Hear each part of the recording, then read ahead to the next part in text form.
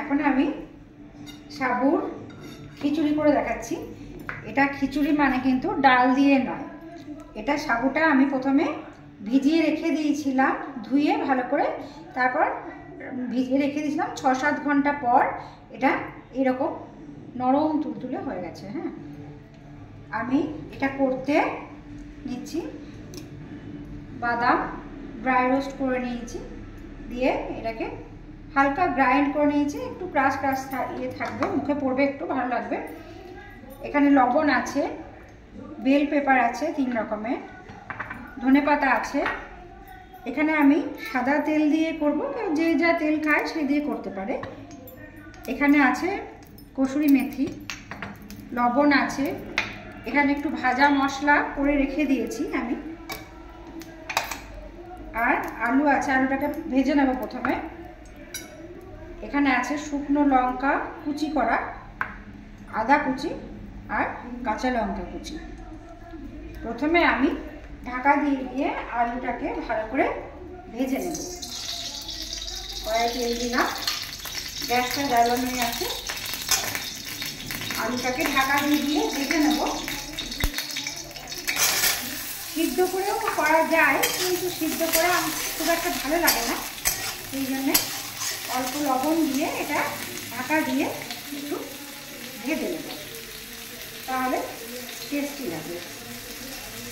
এটা ভেজে তারপর দেখাচ্ছি। এটা আমি ঢাকা দিয়ে ভেজে নিয়েছি।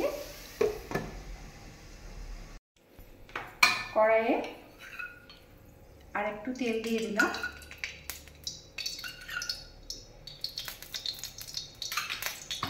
তেলটা দেওয়ার পর শুকনো লঙ্কাগুলো আমি দিয়ে দিলাম।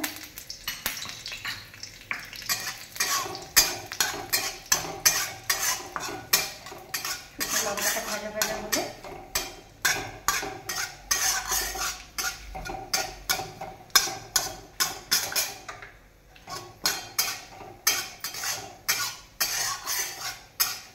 তারপর বেল পেপারটা দিয়ে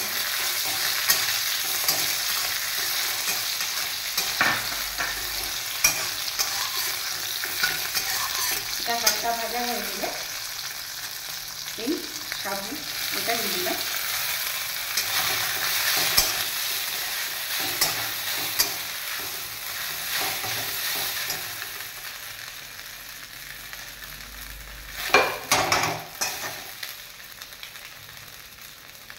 পরিমাণ মতো লবণ দিলাম,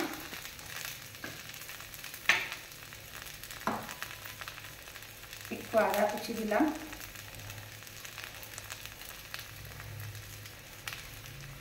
যে যেরকম ঝাল খাবে। একটু লঙ্কা কুচি দিলাম, কাঁচা লঙ্কা কুচি, কেউ গোলমরিচও দিতে পারে। এবার এই কসুরি মেথিটা দিলাম, ড্রাই রোস্ট করা আছে বাদামটা দিলাম। এবার একটু করে নেড়ে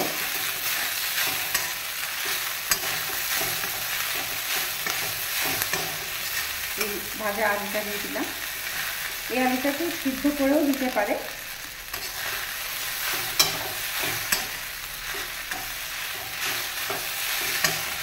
আলুটা ভাজার সময় নুন দেওয়া ছিল, আর এটাতে আমি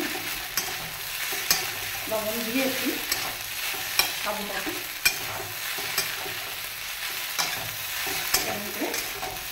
নাড়াচাড়া করে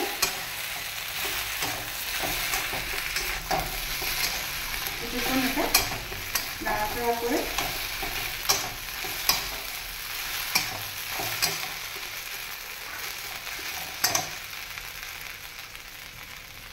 ধনেপাতা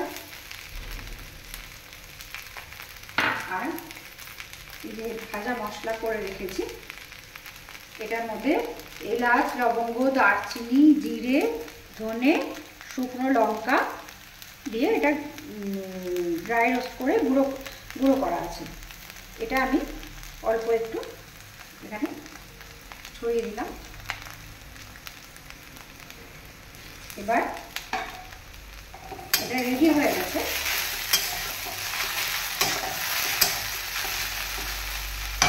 এটা গ্যাস অফ করে একটুক্ষণ ঢাকা দিয়ে স্ট্যান্ডিং টাইম দিয়ে দিলে এটা হয়ে যাবে রেডি। তারপর পরিবেশন করে দেখাচ্ছি। এরকম করে বানিয়ে দেখবেন, করে খাবেন। এরকম করে খেয়ে আমাকে কমেন্টে জানাবেন, শেয়ার করবেন, সাবস্ক্রাইব করবেন, কমেন্ট করবেন, লাইক করবেন। হ্যাঁ, এটা খেয়ে দেখবেন। আপনাদের যেরকম ভালোবাসছেন আমাকে, আমি খুবই গ্রেটফুল সবার কাছে। Thank you.